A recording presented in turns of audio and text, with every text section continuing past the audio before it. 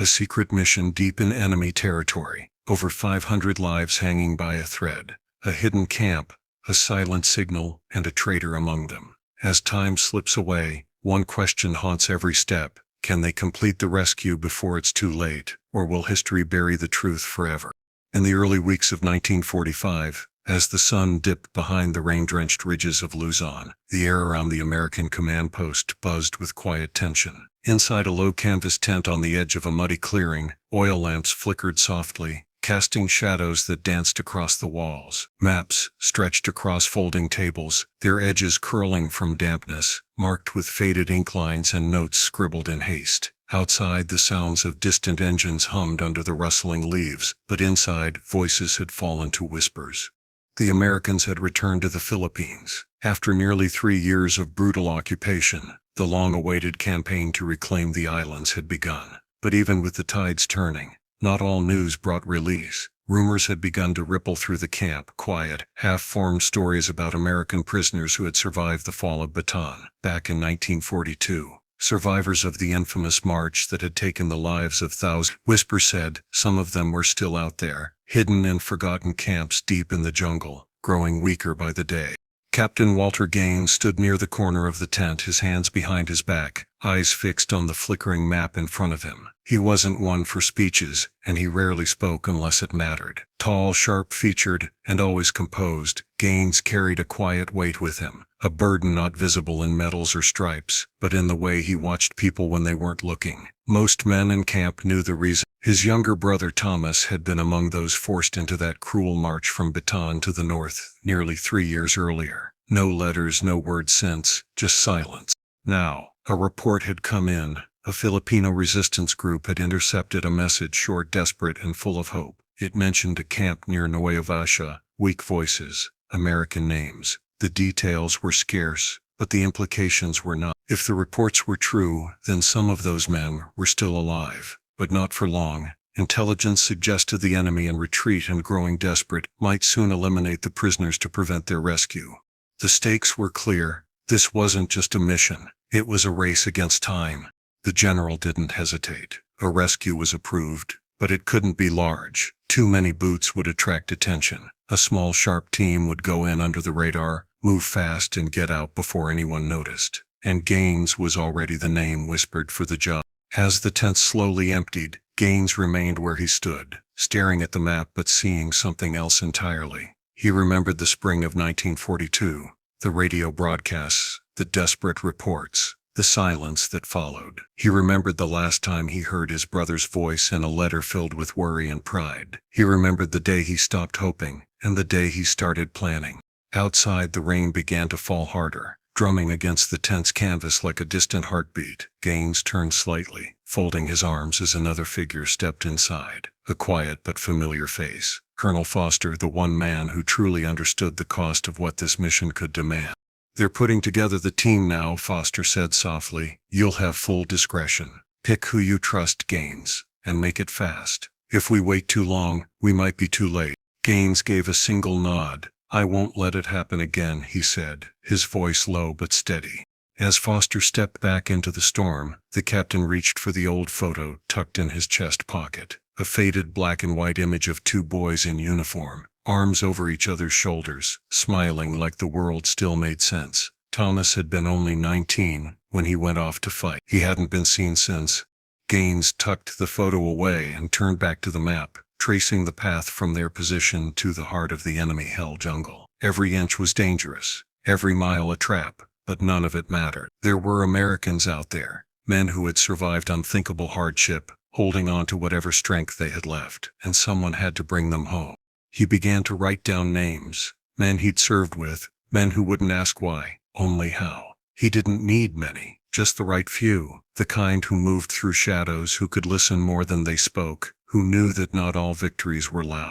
As the lamp hissed quietly and the wind pressed against the sides of the tent, the outline of the mission began to form. Infiltrate under darkness. No large movements. Coordinate with local allies, and find the camp before the final silence fell. Outside, thunder rolled across the mountains. In the heart of Luzon, as the jungle stretched on and the rain washed over forgotten trails, a handful of men prepared to walk into the unknown. This time, they weren't going to lose anyone without a fight. The rain had slowed, but the air still hung thick over the jungle basin, soaked with humidity and the weight of what was coming. Captain Walter Gaines stood near the edge of the command tent, watching the clouds shift like smoke across the distant ridgeline. Behind him, on a table worn with dirt and old coffee stains, lay a bundle of scattered photographs, intelligence briefings, and a map so marked it barely held together. He had one chance, one team, and less than 2 days to pull off what others whispered was impossible. He reached for the first name on his list, Private Rico Mendoza.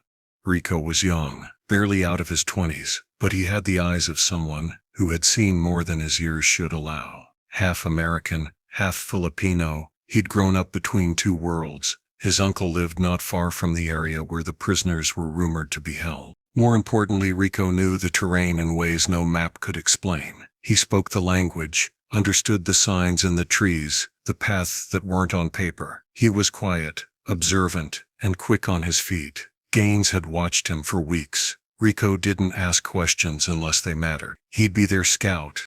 Next was Corporal Mason Trask, the sharp-edged demolition expert, with a chip on his shoulder and a fuse just as short. Trask didn't trust anyone by default, especially not local resistance fighters. To him, trust had to be earned, and even then, it came slow, but his skills were undeniable. If there was a barrier, a minefield, or a sealed gate, Trask could find a way through. He'd served in the Philippines before the fall. Rumor had it he barely made it out. He never talked about what he left behind. Then came Sergeant Levi Hartman. Broad-shouldered and steady, Hartman was the oldest of the group. He had survived the chaos of the early days in Bataan, seen friends vanish in the jungle, and walked out of the worst ambushes with wounds that never quite healed. Hartman didn't wear his past on his sleeve, but his eyes gave it away. He was the soul of the team, the one who reminded them why they were out there, even when the nights grew too long. But he carried his own ghosts. He'd lost brothers out there, real ones, and brothers in arms, and he didn't forgive easily. Last but far from least was Lieutenant Helen Crowe, a nurse-turned-field medic. Helen had volunteered when she heard the mission involved prisoners. The brass had been hesitant at first, sending a woman deep into enemy territory, but Gaines had insisted. There were wounded out there, men who might not survive the journey without help. Helen was steady, fearless, and sharp with both words and decisions. She had treated survivors of the early retreat, patched up wounded guerrillas, and walked across war zones to deliver aid. She knew what was at stake, and she didn't flinch. They gathered that evening in a makeshift meeting hut, just past the edge of the main base. A single lamp lit the center of the room, where Gaines laid out the map marked with red circles and faint lines drawn by memory more than facts. The atmosphere was tight, cautious, like the calm before a storm. "We have less than 2 days," Gaines began, his voice firm but calm. "The window's small. If we wait longer, they'll be moved, or worse." He didn't need to say more. Rico leaned over the map, pointing to a spot near a crooked bend in a river. "There's a network of trails here, not on your map. The locals use them to move supplies quietly. We can cross through these hills and avoid most patrols." Hartman frowned, arms crossed. "You're betting lives on paths we haven't walked." "I'm betting on people who've survived here longer than we have," Rico answered evenly. "You want to get those men out, you'll need locals, whether you trust them or not." The tension hung thick. Hartman's distrust wasn't personal, but it ran deep. Too many things had gone wrong in the past. Promises broken, allies who turned away when things got hard. Still, Gaines knew they had no choice. Time was the enemy now. "Use the intel we've got," Gaines said, moving the discussion forward. "But keep your eyes open. Recon photos show irregular patrols. Shifts aren't timed. Some sections are double guarded, others left empty for hours. They're moving men, but not consistently." Trask looked over the images, and the camp. "No confirmed layout," Gaines said. "The jungle covers most of it. We're going in almost blind." Trask exhaled hard. "Great." Helen flipped through the scattered papers, pausing at a blurry photo of what looked like a wooden fence and some low structures. "Do we know their condition? How many?" 30, maybe more," Gaines replied. "Some are weak. Many haven't seen sunlight in weeks. If we reach them, you'll be their only chance at getting out alive." Helen nodded without hesitation. The map was then folded carefully, and copies handed out. Gaines looked each of them in the eye. You were chosen for a reason. You know the cost. I won't lie, this is a gamble. But those men out there have waited long enough. Later that night, as they packed quietly, tension still hung between Hartman and Rico. They didn't speak, but the silence said enough. Trust was not yet earned. Meanwhile, Helen ran her fingers across the supplies, morphine, bandages, water tablets, knowing it might not be enough. And Gaines? He stood outside, under the starlit sky, looking east toward the jungle where shadows held answers and danger in equal measure. Somewhere out there, forgotten Americans were holding on, not knowing if anyone even remembered they existed. The clock had started ticking, and this team, mismatched, tense but driven, was their only hope. As the last light in the hut went out, and the team settled into restless silence, only the sound of distant frogs and wind moved through the trees. By the time the sun rose again, they'd be gone, disappeared into the jungle, walking toward the ghosts of Bataan. The moon hung low over the treetops, its pale light broken by patches of drifting clouds. In the silence of the upper sky, 5 dark shapes slipped quietly through the wind. Parachutes opened like shadows blooming in the night. Captain Walter Gaines hit the ground first, landing hard in a patch of dense grass, the scent of wet earth and decaying leaves rushing up around him. One by one, the rest of the team dropped into the thick jungle outside WWII, far behind enemy lines. The operation had begun. The ground was soft and uneven, soaked from days of rain. Every step squished underfoot. Vines wrapped around their boots. Insects swarmed their faces. The heat pressed down from every side, thick as fog, with air that barely moved. They had only just landed, yet already the jungle was testing their patience and their limits. Sergeant Levi Hartman brushed a mosquito from his neck and muttered something under his breath. Beside him, Private Rico Mendoza scanned the tree line, trying to get a fix on their position. Corporal Mason Trask checked the contents of his small pack, making sure the explosives hadn't been damaged on the way down. Lieutenant Helen Crowe, her uniform already clinging from sweat, moved silently between them, checking for signs of injury. They didn't speak much. Words were wasted energy. But the silence wasn't calm. It was heavy, tense. Every distant rustle sounded like trouble waiting to unfold, and each of them knew the truth. They were deep in a place where no backup would come. It took them hours of moving carefully through thick underbrush before they reached the edge of a clearing marked with a small signal. A twisted vine looped in a particular shape. Rico spotted it first and signaled Gaines. The captain gave a slight nod, and they moved forward. From the shadows emerged a group of armed figures, their eyes sharp, their movements quiet. These were Filipino guerrillas, men and women, who had survived the occupation by staying one step ahead of the enemy. At their center stood Andres Valerio, tall and lean, with a weathered face and the firm presence of a man who had carried the weight of resistance on his shoulders for far too long. Once a schoolteacher in Manila, Valerio had turned his lessons into warnings and his chalk into a rifle. He stepped forward slowly. "You're late," he said in a low voice, a wry smile breaking his stern features. "I was beginning to think you changed your minds." Gaines nodded, extending a hand. "Good to finally meet you." The drop went smooth, so far. Valerio looked past Gaines, studying the rest of the team. His eyes paused slightly on Hartman, whose posture was stiff and distant. There was no handshake, only a nod. That night, the two groups sat around a low fire, just enough to heat water and dry wet boots, but not enough to be seen. Maps were laid out, lines drawn, paths discussed. Valerio's group had eyes in the hills, runners hidden in trees, scouts along the river, but even their information was incomplete. The camp's perimeter changed often, guards rotated without pattern, and the jungle itself seemed to shift each week. "We've lost people just trying to look," Valerio admitted quietly. "They've tightened security. Someone important must be in there." Helen looked up. "American?" Valerio nodded once. "Several." As plans were made, cultural cracks began to show. Some of the guerrillas kept a cautious distance, whispering among themselves in Tagalog. Hartman noticed it, and didn't hide his discomfort. He leaned over to Gaines later that night. "We're putting our trust in people we don't know," he said. "We're walking blind with strangers at our back." "They've risked everything to help us," Gaines replied. "They know the land. They want those prisoners free as much as we do." Hartman's jaw tightened. "I've trusted before. My friends paid for it." Nearby, Rico overheard. He didn't say anything then, but the tension between the two men thickened, unspoken but sharp. The next day, they began their approach through the jungle. Valerio's scouts led from the front, while Gaines and Rico kept pace just behind them. The heat was worse in daylight, shirts clung to skin, and every breath felt like steam. The forest never stopped moving. Branches creaked, birds screeched, monkeys stirred high in the canopy, but it was the sound of silence that carried the most weight. By nightfall they were within a mile of the suspected camp zone. The air turned still, as if the jungle itself was holding its breath. It was then they heard it, a soft crunch, the snap of a twig behind them. Everyone froze. Valerio raised a hand, motioning for stillness. Rico crouched low, scanning the brush. Gaines reached for a small stone and tossed it gently down a slope to their right. A moment later, the stone hit a log with a sharp clack, and from the trees on the opposite side came the sudden low sound of shifting boots. Japanese patrol. They were close, too close. No one spoke. The team moved only with eyes and hands. Valerio's scout pointed to a nearby ridge, where a dry creek bed offered cover. Without a word, they slid down the embankment and pressed flat against the earth, waiting.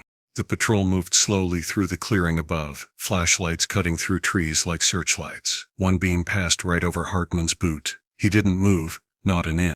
Then, just as the patrol stopped and turned toward their direction, Trask reached into his pack, pulled out a small timed flare, and slipped it across the jungle floor, toward the opposite hill. It sparked softly, then let out a muffled hiss before shooting into the air. The patrol scattered toward the light, thinking they had flushed something out. Gaines whispered, "Move."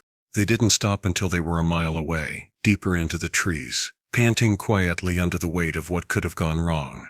Later, as they rested in silence, Hartman looked over at Trask and shook his head. "You always that calm under pressure?" Trask wiped sweat from his brow. "Only when I'm scared out of my mind." A low chuckle rippled through the group. Even Hartman cracked a tired smile. By morning the trees began to thin slightly. The terrain grew rockier. The camp wasn't far now, but so were the dangers. They had come together as strangers. Some still carried doubt, but after what they just survived, the bond was beginning to form, slow, cautious, but real. As the sun rose behind them, lighting the tops of the trees in orange and gold, the team pressed forward toward a place where hope was fading and time was running short. The forest had grown darker, thicker, almost as if it were trying to protect the secrets hidden deep within. For 2 days the group had pushed forward, navigating steep hills and winding trails, barely resting. The air was heavy, not just from the heat, but from something unspoken, like the jungle itself knew they were getting close. Then, just before dusk on the second day, Valerio's youngest scout returned, breathless and pale. Without a word, he pointed toward a ridge. Captain Gaines led the team quietly up the slope, every step deliberate. As they reached the edge, the trees thinned just enough for them to see the clearing below. There it was, the camp. Hidden in the thickest part of the jungle, it was a crude fortress carved from vines and earth. 2 rough fences circled the compound, one wooden, one barbed. Watchtowers stood like skeletal arms, holding machine guns ready. A central barrack sat in the middle, low to the ground, with small, uneven huts scattered around it. The whole place looked as though it had grown out of the jungle itself. But it wasn't the defenses that silenced the team. It was the sight of the men inside.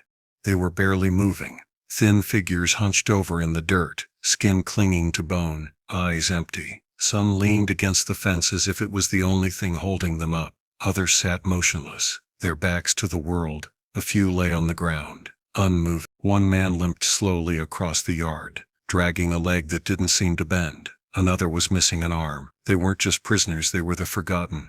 Hartman crouched low, his face pale. He stared through the brush, squinting. Then, all at once, his breath caught. He whispered almost to himself, "That's Tom." Gaines looked over. "You sure?" Hartman nodded slowly. "We grew up on the same street in Indiana, played ball after school. He went missing right after Bataan. I never thought." His voice trailed off, his hands shaking slightly. Trask crouched nearby, gently put a hand on Hartman's shoulder, grounding him without saying a word. The moment passed, and they began to study the camp in silence. Valerio pulled out a rough map, and they sketched what they could see. The placement of guards, shifts, patrol paths, the blind spots between the trees. The jungle offered them cover, but not safety. Gaines tapped the map. "We split up, hit the fence in the northwest tower at the same time. Valerio's team creates noise from the south, draw their eyes that way. We go in quiet, take what advantage we can. Rico Mendoza added, there's a narrow dip in the terrain here, pointing to a spot near the rear fence. Could get us close without being seen. Crowe studied the sketch carefully. We'll need to move fast once we breach. These men, they won't be able to move quickly. Trask nodded. We'll carry them if we have to. They spent the next hour watching the guards rotate. Patterns began to emerge. One dozed at his post, another walked the same route, tapping his boots at the same tree every time. Small details, but details they could use. Then, just as they were preparing to pull back into the trees, Mendoza froze. Wait, he whispered. They all turned toward the camp again. Near the rear fence, one of the prisoners stood up, unsteady but alert. He looked toward the jungle, toward them, slowly, cautiously. He raised a hand. It wasn't a wave. It was a signal. A deliberate one. Someone saw us, whispered Trask. No, Mendoza said. He's trying to tell us something. Hartman leaned forward. That's not Tom. The man kept gesturing, subtly but insistently. Then he turned and walked away, disappearing behind one of the shacks. Valerio spoke softly. That wasn't a warning. That was a message. A message for who? Crowe asked. Mendoza didn't answer right away. His expression had shifted, suddenly serious. I've seen this before. It's a code we used with local scouts meant to warn of something inside the camp. Something dangerous. Hartman looked uneasy. You think it's a trap? Mendoza hesitated. I think there might be someone working with the guards. Someone pretending to be a prisoner. The words hung heavy in the air. A traitor? Trask asked. Valerio nodded slowly. It's not uncommon. Some men break, others choose comfort over loyalty. If there's one inside, he could be feeding the guards information. Could be the reason the camp's so well guarded. Gaines's eyes narrowed. So we're not just sneaking past guards. We might be walking into a betrayal. No one spoke for a long moment. Finally, Hartman looked up. What do we do? Gaines folded the map. We go ahead with the plan, but we watch everyone, even the ones we're here to save. The decision weighed heavily. They had come to rescue these men, not suspect them, but trust out here could be just as dangerous as any fence or gun tower. That night the team circled back and set up camp deep in the jungle, far from the patrol lines. No fire, no sound, just quiet whispers and the rustling of the forest around them. As they lay in the dark, Hartman stared up at the thick canopy overhead. Somewhere out there, his friend was still breathing, still waiting, but now there was doubt in the shadows. Doubt about who could be trusted, about what they'd find inside that camp when the time came. And the clock was still ticking. They had less than a day before the prisoners might be moved, or worse. Every decision had to be perfect, every move exact. Gaines lay awake long into the night, going over the plan again and again in his mind. The faces of the prisoners stayed with him. So did the quiet signal from the man who looked out from behind the wire. Someone in that camp wanted them to know. Not everything was as it seemed. The jungle had gone unnaturally still. Crickets stopped their song. Even the wind seemed to hold its breath. The team huddled in the darkness, just beyond a shallow ravine, preparing for final checks. Before sunrise, every man and woman felt the weight of what was coming. But then, a sound broke through the silence, a rustling in the underbrush, not far from where Crowe had posted a scout. Hartman raised his hand and everyone froze. Mendoza circled around, silent as a shadow. Moments later he returned, leading a figure with his hands raised. Thin, ragged, with a patchy beard and wild eyes, the man looked half-starved but alert. Gaines approached cautiously. Who are you? The man straightened as best he could. Lieutenant Frank Sloan, U.S. Army, or what's left of it. Gaines narrowed his eyes. You escaped from the camp? Sloan nodded. Weeks ago. Got lucky. I've been helping the locals scouting patrol routes, guiding villagers away from the search zones. Trask stepped closer, eyeing him with suspicion. And you just happened to find us in the middle of nowhere? Sloan didn't flinch. I saw your signal team yesterday. You're not as hidden as you think. I figured if you were Americans you'd be planning something. If you're here to get those men out, I need to warn you. He looked directly at Gaines, his voice suddenly lower, tighter. There's a man inside. One of our own. He's working with the Japanese. The words landed like thunder. Mendoza stiffened. Are you sure? I'm sure, Sloan replied. I don't know how long he's been doing it, but the guards treat him different. He's better fed, cleaner, and he disappears for hours, always returns with new privileges. One of the locals told me they saw him walk right into a guard tent and come out untouched. Hartman clenched his fists. Why would anyone do that? Sloane's eyes were tired, because fear can twist a man, and the promise of food, safety, even for a few more days, can change someone. Gaines stared into the trees, thinking hard. If this was true, then everything had changed. Their every move could be anticipated. The guards might already be preparing for them. If the traitor got word of the rescue before it began, the entire camp could be cleared, or worse. "Do you know who it is?" Gaines asked. Sloane hesitated. "I never caught his name, but he has a limp right leg. Used to fake it when the guards weren't around. Now he drags it all the time. He's tall, pale, talks slow, southern accent." Hartman turned to the others. "We saw a guy like that yesterday, at the fence. Not Tom but someone else." Mendoza nodded. "He's the one who signaled." Everyone looked to him in surprise. "I thought it was a warning," Mendoza explained. "But now I think it might have been a signal to the guards." A long silence followed. Crowe finally spoke. "What do we do? We can't walk in blind. If he knows we're coming, it could be a trap." Sloane nodded grimly. "They might be planning something already." The weight of the decision pressed hard. Some whispered they should turn back, regroup, but Gaines didn't move. He studied each face. Hartman's fire, Trask's caution, Crowe's steady concern, Mendoza's resolve. Then he looked to Valerio, who stood watching quietly with his guerrilla fighters, understanding all too well the cost of hesitation.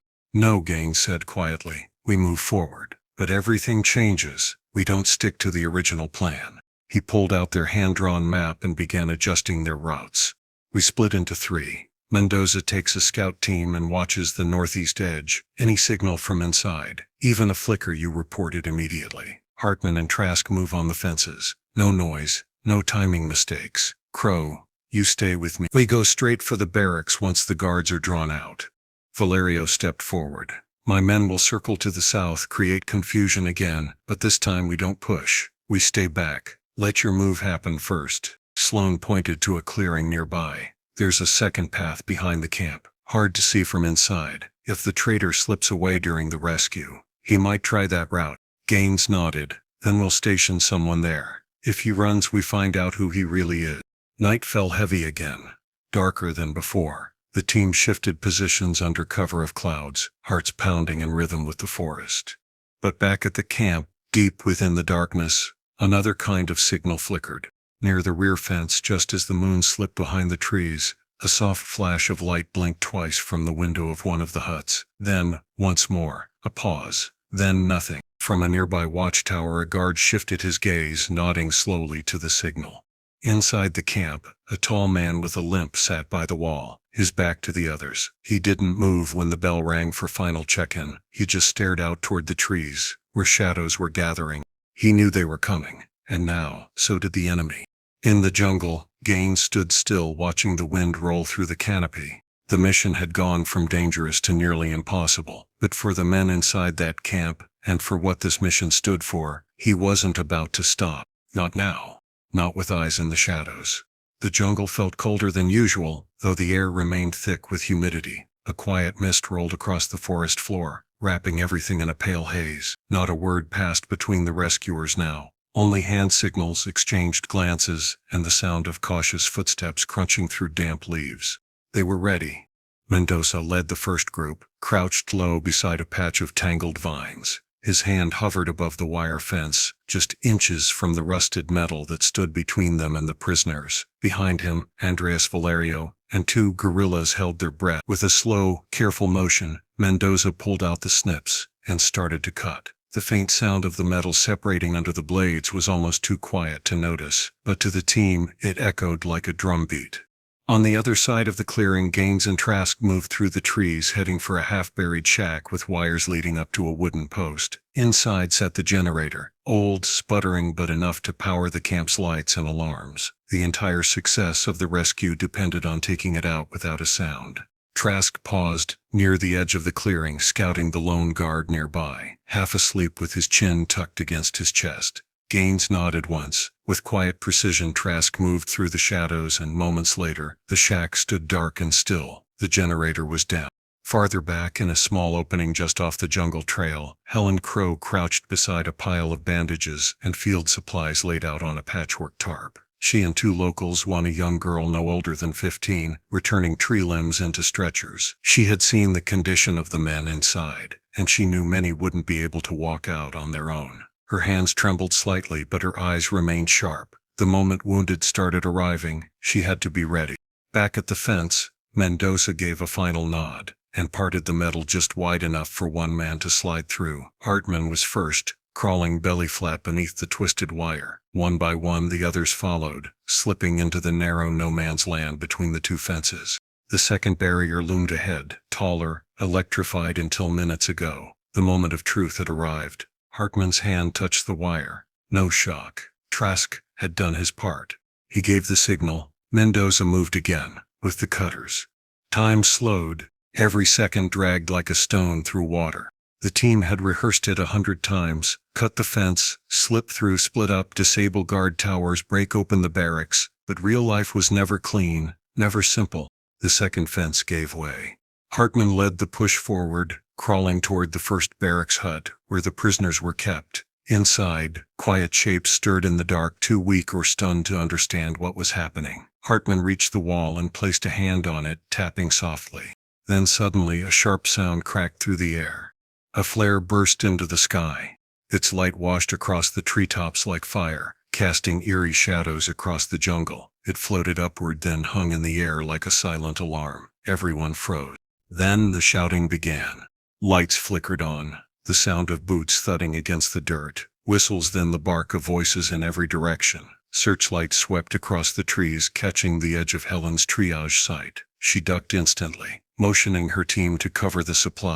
Gaines shouted to Trask, but his voice was drowned by chaos. The camp had awakened. Within seconds, guards were flooding out of the barracks, some confused, others already raising their rifles. Gunfire cracked through the trees, not described, just felt, like thunder rolling across the jungle floor. Dirt exploded around the team as they scattered, trying to reach the prisoners before they were moved. Hartman kicked in a door and shouted, "Get up, Americans! You're going home."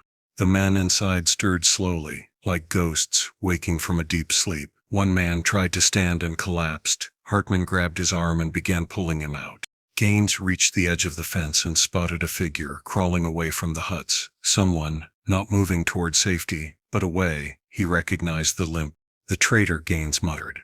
But just then, a nearby hut door burst open, and a group of prisoners stumbled out, confused, disoriented. Gaines rushed to grab one man by the shoulder and guide him toward the jungle, just as more shouting erupted behind him.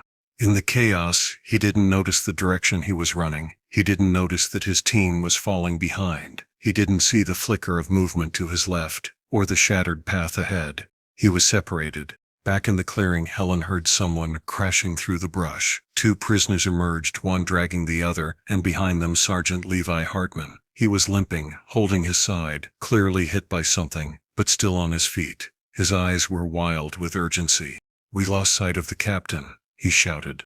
Helen sprang up, grabbing her bag and moving to treat the wounded man being dragged in. Her voice stayed calm. "Get him flat, keep him still. We'll find Gaines." Trask appeared moments later, leading a group of freedmen with Andres Valerio covering the rear. Gunshots still echoed from the camp, but the forest was swallowing the noise. Mendoza came in last, pushing two exhausted prisoners forward. His face was streaked with sweat, his eyes sharp. "Some are still inside," he said. "Too many for one team." Hartman clenched his jaw. "And Gaines is out there with them." Everyone looked toward the trees where the flare's light was still fading, swallowed slowly by the night. The rescue wasn't over. Not yet. In the darkness, Gaines crouched behind a thick log, holding on to the dazed man he'd rescued. The camp now behind him burned with confusion, but he couldn't move until the noise died down. Every step he took now had to be deliberate. Every move had to count. Somewhere beyond the trees he knew his team would be waiting. Somewhere back there Helen would be preparing for the worst. Hartman would be pacing with rage, and Mendoza would already be planning a way back in. But right now, Gaines only had one thought. He wasn't going to leave anyone behind. Not even if the jungle swallowed him whole. The trees stood still, as if the jungle itself had paused to hold its breath. Captain Walter Gaines moved carefully, his shirt soaked in sweat, his steps cautious and deliberate. The prisoner he'd rescued leaned heavily against him, barely able to walk. They had made it to a dense part of the forest, away from the flashing lights and chaos still echoing in the distance. But Gaines wasn't looking back. His eyes were fixed ahead, locked on a shadow darting through the underbrush. There was no mistaking that figure. The same man Gaines had spotted during the rescue, the one crawling away from the prisoners instead of toward freedom. The same man whose hand had sent a flash of light the night before. Now he was slipping through the trees, heading back toward the camp. Gaines helped the weak prisoner to a tree trunk and whispered, "Stay here, I'll be back." Drawing a slow breath, Gaines followed. The jungle grew tighter with every step, vines grabbing at his arms, branches cutting across his path. He stayed low, quiet, his boots sinking slightly in the damp soil. Just ahead, he saw movement, someone slipping through a narrow trail, breathing hard, muttering under their breath. Gaines stepped out, blocking the path. The figure froze. For a moment there was only silence between them, broken by the distant murmur of the camp behind them. "It's over," Gaines said. The man turned, thin, weathered, but alert. It was Sergeant William Latch, once a proud soldier, now a ghost of the man he used to be. His uniform hung loose on him, eyes sunken, but they burned with something sharp, anger or fear, maybe both. "I have to go back," Latch muttered, trying to push past him. Gaines held his ground. "You've been feeding them information. That flare came from you." Latch's shoulders tensed, his mouth opened, but no words came at first. Then, in a low voice bitter and cracked, he said, "You don't understand. You weren't here. They told us you weren't coming back. They said we were forgotten. Every month fewer of us were left, and nothing came. No planes, no sign, just waiting." Gaines didn't flinch. "So you gave them the others?" "I gave them movement reports," Latch shot back, "paths through the jungle, anything to stay alive. I didn't know if they'd actually act on it, but I wasn't going to die in a cage while my country moved on." Gaines stepped closer, his voice low but steady. "They didn't move on. They came back. We came back. For you." Latch laughed, but there was no humor in it, just a cracked, hollow sound. "Now you come back, when everything's already lost." He suddenly turned, darting off the path back toward the faint lights of the camp. Gaines shouted after him and gave chase, but the vines and roots made every step a struggle. Latch was fast for someone so starved, desperate. Then, just ahead, Latch's foot caught something. A small click. A hidden tripwire pulled tight across the trail. It snapped.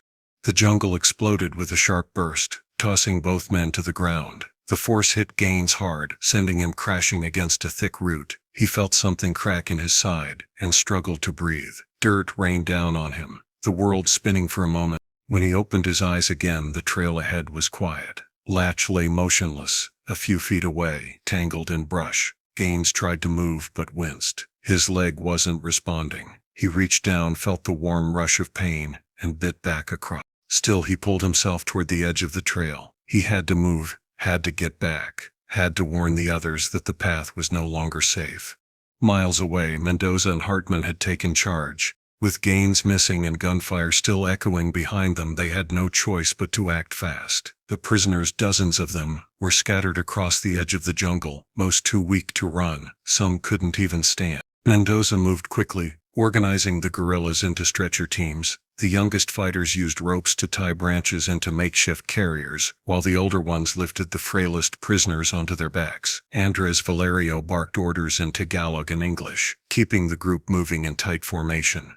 Hartman, usually the hard edge of the team, found himself kneeling beside a prisoner who couldn't walk. The man looked up at him, his face pale and hollow. "I'm slowing you down," he whispered. Hartman shook his head. "You're going home. That's all that matters." He hoisted the man onto his shoulders and stood tall, pain tightening in his back. But he kept moving. Every step mattered now. From the trees, Helen watched them arrive one by one, wounded and worn, but alive. Her eyes scanned the group, searching for Gaines. He wasn't with them. "Where's the captain?" she asked. Mendoza didn't answer at first. His jaw was clenched, eyes darting through the jungle. He went after someone, a prisoner who tried to run. Helen grabbed her supplies and started wrapping wounds as quickly as she could. "We need to get them out. Reinforcements will be here soon. We don't have much time." Hartman laid the prisoner down beside her. I'm going back for him. You won't find him in this jungle, Mendoza said firmly. Not without light, not with them coming. Hartman's hands curled into fists. Then we make time, we wait. But just then, a faint whistle carried through the trees. 3 short bursts. Hartman turned his head sharply. That's Gaines. Without another word he charged into the trees. Mendoza followed, ducking under branches, dodging vines, until they reached a narrow trail, and there he was. Gaines leaned against a tree, one arm wrapped tight around his ribs, the other holding a stick like a crutch. Dirt streaked his face, but he was breathing. Hartman rushed forward. What happened? Gaines just nodded toward the brush. He's not coming. Mendoza didn't ask who. He just stepped under Gaines's arm, helping him stand upright. Let's get you out of here. Back at the jungle edge, the group began to move again, carrying the last of the wounded on stretchers. The stars above flickered faintly through the trees, and the sound of marching feet in the distance reminded them all that time was closing in. But still they moved step by step toward freedom. They didn't speak much. The jungle didn't need words, it had taken everything from them. But on this night, it had also given something back. Hope. And they weren't going to let go of it. The jungle hadn't slept, and neither had they. Just ahead, the first hints of dawn clung low in the sky like a warning. Captain Gaines leaned on Mendoza's shoulder, his breath shallow but steady, his uniform torn and stained from the blast. The prisoners shuffled slowly behind them, ghosts clinging to life, some on makeshift stretchers, others half carried by guerrillas who had long since stopped counting their own fatigue. The path ahead narrowed to a slope. At the bottom lay the river, broad, winding, and hidden under a veil of mist. That was their lifeline. A raft team waited on the far side, prepared to move fast and quiet, but to reach it before daylight meant one thing. They had to hurry. And hurry wasn't easy with over 50 prisoners, many barely able to lift their heads. Valerio, the guerrilla leader, motioned with a quiet whistle. This way. Hidden trail. Safer. Mendoza nodded, signaling for the stretcher teams to follow. Trask took rear guard, his eyes darting from treetops to ridgelines. Every sound now felt louder than it should have been. Twigs snapping, labored breathing, even the gentle rustle of leaves. They had made it this far, but something in the air had changed. Halfway down the trail, the trees opened slightly, revealing a ridge to the right. It stretched high above them, too quiet, too still. Hartman glanced up, uneasy. He didn't like the silence. Neither did Trask. He paused for a second, hand hovering near his pack, his fingers brushing against the last remaining charge. Small, meant for clearing brush or blocking paths, not meant for this kind of stand. Still, it was all he had left. And then, it happened. A sharp whistle pierced the air, followed by a sudden burst from the ridge. Shouts echoed and figures moved between trees. A final patrol, one that had waited, maybe guessing this would be the escape route. Ambush, someone yelled. The group scattered into instinct. Guerrillas dropped to the dirt, returning fire from below. Prisoners were shielded, pulled behind logs, trees, anything that would offer cover. Trask was already moving, eyes set on a narrow pass along the ridge trail. We have to slow them down, he barked. Mendoza hesitated. We're outnumbered. Trask gave him a look that needed no explanation. I'll make sure they don't follow. Just get them to the river. Without waiting for approval, Trask ran. He climbed the trail edge fast and low, disappearing into the trees with his final charge clutched tightly in his hand. Hartman watched him go. He knew Trask well enough to understand what he planned. Back on the trail, chaos churned. Gaines was struggling now, his lips pale. Helen moved beside him, trying to steady him, even as she guided a prisoner toward the river path. She didn't speak, there was no time. But her eyes said everything. We're almost there, she whispered. Just a little more. At the river's edge, the first makeshift rafts waited. Logs bound with vines, planks salvaged from old bridges. Guerrillas were already loading the first stretchers onto them. The mist was lifting. Light was coming fast. Hartman reached the tree line just as the second burst sounded behind them. It echoed loud, shaking branches. Trask had done it. The path would be blocked at least for a little while. But then a cry pulled Hartman back. One of the prisoners had fallen. Not from a wound, but sheer exhaustion. The man lay crumpled at the edge of the trail, chest heaving, eyes half closed. No one had noticed. Everyone else was pushing toward the river. Hartman ran to him. Come on, soldier, he said, crouching. We're almost there. The prisoner didn't respond. Hartman tried to lift him. He was light, far too light. Just bones and will, but Hartman couldn't do it alone. Not with the ridge still a threat. He looked toward the river. Helen was already waving at him. The last raft was almost full. Then Gaines appeared through the mist, barely standing, his voice hoarse. "Leave him, Levi," he called. "You've done enough." Hartman shook his head. "No man left behind. Not today." He gritted his teeth and pulled the man onto his back, struggling under the weight that wasn't physical. It was everything else. The weight of promises, the weight of years lost, the weight of watching men like this one get left behind for too long. Gaines tried to take a step toward him but stumbled. Helen caught him just in time. "You need to get on the raft," she said. Gaines looked back once more. Hartman was moving now, slow but steady. The prisoner clutched to his back like a memory he couldn't let go of. Mendoza and Valerio offered cover, their rifles held steady, watching the tray line. A few final shots rang out from the ridge, but no more movement came. Trask had done his job. By the time Hartman reached the riverbank, the light had grown stronger. He lowered the prisoner gently onto a raft and turned to help another guerrilla tie it off. Gaines was already aboard, slumped but conscious. Helen checked him one more time, then looked up at Hartman. "All here?" she asked. Hartman nodded. "All here." With a soft push, the final raft drifted out onto the current. Guerrillas along the shore gave a last salute as the group floated into the mist. The jungle behind them began to fade. The sounds of danger gave way to the hush of water, the creak of ropes, the quiet breath of men who had almost forgotten what hope sounded like. No one spoke for a long while. The prisoners sat close together, shivering slightly, not from cold, but from the weight, finally lifting. Helen moved among them, checking pulses, offering water, whispering words none of them had heard in years. "You're safe now." Mendoza sat near the edge, eyes scanning the riverbanks as they moved. Valerio stood beside him, arms crossed, silent and still. They had led men into darkness, and now they had led them out. Gaines opened his eyes slowly. Hartman was next to him, still watching the trees fade in the distance. "You didn't leave him," Gaines said quietly. Hartman didn't look away. None of them. As the sun finally rose, casting its first light across the water, the last of the jungle disappeared behind them. The river kept flowing, and for the first time in years, so did they. Toward something better. Toward home.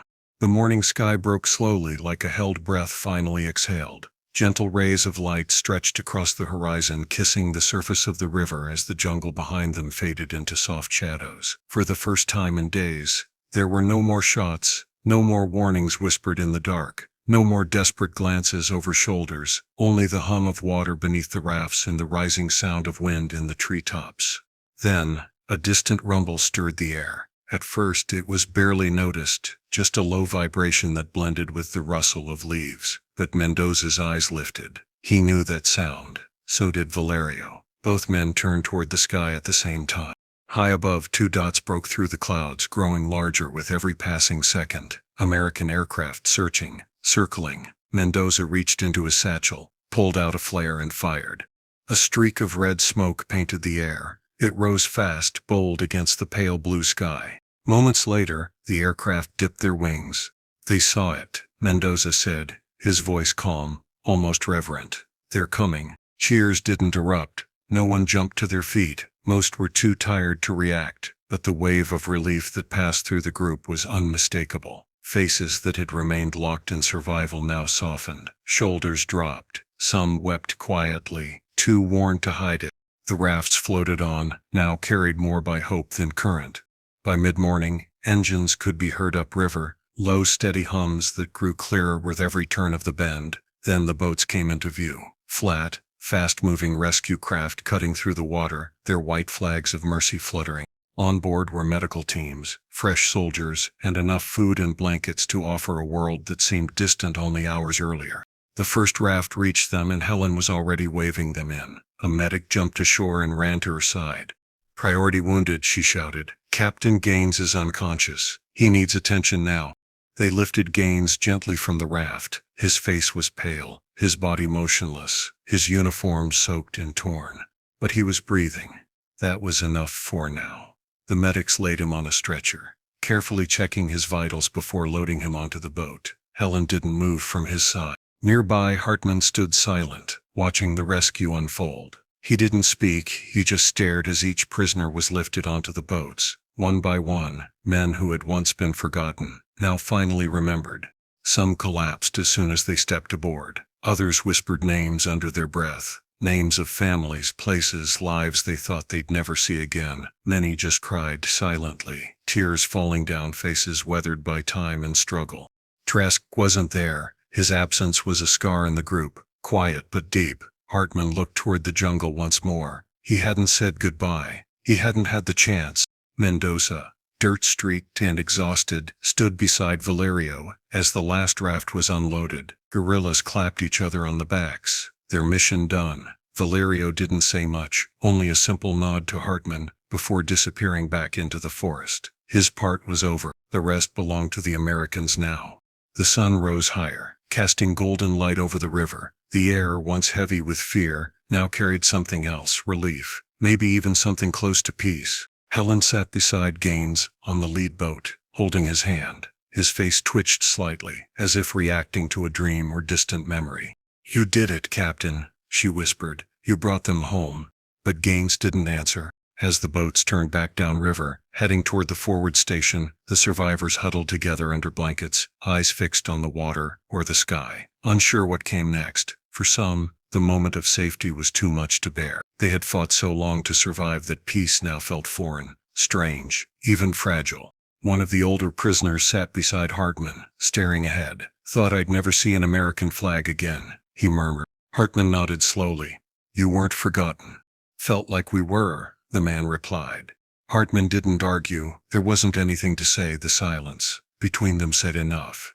As the lead boat pulled ahead, Helen looked back toward the shoreline, where the jungle swayed in the breeze, hiding the trail they had taken. Somewhere behind those trees was the camp, silent now, abandoned, its fences still standing, but empty of life. And somewhere in that chaos was the man they never caught. The traitor's fate was a question left unanswered. Some believed he had slipped away in the confusion, vanishing into the jungle. Others said they saw him fall when the flare went up, caught in the very panic he helped create. No one could say for sure. Hartman had stopped looking for answers. He'd seen enough of war to know some ghosts never give themselves up. They just keep walking. Still, part of him hoped the man had paid a price not out of anger, but out of fairness. After all the pain he'd caused, it was the least he owed. Back on the river, the breeze picked up, clouds shifted, the sun climbed higher. For the first time in weeks, the survivors would sleep under the open sky with no guards, no walls, and no chains. They had been rescued, but not all wounds could be treated with bandages and rest. Some would take a lifetime to heal. Yet they had made it. That was the victory. A quiet one, a bitter one, but a victory just the same. The soft hum of ceiling fans echoed through the long white tent of the field hospital. Outside, palm trees swayed gently in the breeze, their shadows moving across the canvas like quiet waves. Inside, Captain Gaines slowly opened his eyes. For a moment he wasn't sure where he was. The smells of antiseptic and damp earth mixed in the air. The last thing he remembered was the river, the flash of sunlight across the water, the distant sound of boots on mud. Now it was just stillness. Helen was there, seated beside his cot, her eyes tired but calm. She leaned in when she saw his gaze shift toward her. "You're awake," she said softly, a small smile forming. "About time." Gaines tried to speak, but his throat was dry. She handed him a cup of water and helped him sit up slowly. "You've been out for 3 days, she added, "but we made it. They all made it." Gaines blinked, the weight of her words sinking in. "How many?" he finally whispered. Helen glanced at the clipboard on the edge of his bed. 513, she said. "Every last one we counted in the camp, plus you." Trask didn't make it back, but the rest of us, we did it. Gaines didn't respond right away. He looked past her out the open flap of the tent, where the sky was soft with early evening light. He nodded slowly. Relief didn't show on his face, but it lived in the quiet of his breath. Later that day, a man in uniform came by to deliver something official, a citation for bravery, a medal, a formal letter signed by command. Helen took it for him. Gaines just shook his head. "No ceremony," he said firmly. Helen understood. Some actions didn't need a spotlight. Some victories weren't meant for applause. But there was one letter Gaines agreed to hear. It had come in a bundle of mail delivered from the mainland. Notes from families, Messages of gratitude. One stood out, addressed to the soldier who brought my father home. Helen unfolded it carefully and began to read aloud. Dear rescuer, my name is Sarah Delaney. I'm 8 years old. My mom says I should thank the people who helped my daddy. I drew you a picture, but I don't know if it will make it across the ocean. She said you're a hero. I don't really understand what that means. I just know I get to see my daddy again. He's coming home. So thank you. That's all. Love, Sarah. By the time she finished, Helen's voice had gone soft and unsteady. Gaines didn't speak. He just looked at the letter, his fingers tracing the child's uneven handwriting. Later that evening, Rico Mendoza came by for a quiet goodbye. His decision had been made. I'm staying, Mendoza said, standing at the foot of Gaines's bed. The village needs rebuilding, and Andres, he's more than just a fighter. He's family now. Gaines studied him, then gave a slow nod. You sure? Mendoza smiled. It's home, feels right. They shook hands. No more needed to be said. The following morning, Hartman took a trip alone. He didn't tell anyone where he was going. He just left before sunrise, carrying something wrapped in cloth. Hours later he stood before a quiet memorial wall, names carved in wood and stone, stories told only in silence. Hartman knelt and unwrapped the cloth. Inside were 2 dog tags, weathered and cold. He placed them gently beneath a name, then sat back on his heels. Still here, Mike, he said, under his breath. I made it, you didn't, but I'll carry both our stories now. The wind passed softly through the trees, as if listening. Back at the hospital, Gaines had dressed himself for the first time in days. His steps were slow but steady. The bandages wrapped around his ribs reminded him of what it cost to get this far. But he was walking. He passed nurses, soldiers, and the occasional stare of someone who recognized him. He said nothing, just kept walking toward the edge of the hospital compound where the sun painted long golden streaks on the ground. Helen saw him as he reached the path leading out. She didn't call after him. She just watched. He paused once, looking over his shoulder. Their eyes met. He gave a small nod. Then, he turned and walked on. No speech, no fanfare, no parade, just the sound of boots on dirt and the quiet of a man who had seen the worst and still chose to rise. Because some victories don't come with celebration. They come with silence. If you're a proud American who honors the courage and sacrifice of our war heroes, this channel is for you. Dive into powerful true stories of bravery, brotherhood, and patriotism. Subscribe now and keep their legacy alive, one story at a time.